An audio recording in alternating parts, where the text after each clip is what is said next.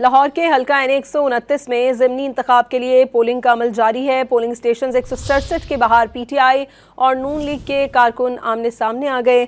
आपको ये बताएं कि लाहौर का पोलिंग स्टेशन 167 जिसके बाहर पीटीआई और नून लीग के कारकुनान के दरमियान मामूली तहकलामी हुई है। लाहौर के हल्का एन 129 में ज़िमनी इंतखाब के लिए इस वक्त पोलिंग का अमल जारी है और आपको ये बताएं कारकुनान ने एक दूसरे के खिलाफ नारेबाजी की है और पुलिस की भारी नफरी मौके पर पहुंच गई है। लाहौर के हल्का एन 129 में ज़िमनी इंतखाब के लिए पोलिंग का अमल जारी है। पोलिंग स्टेशन 167 के बाहर पीटीआई और नून लीग के कारकुन आमने सामने आ गए।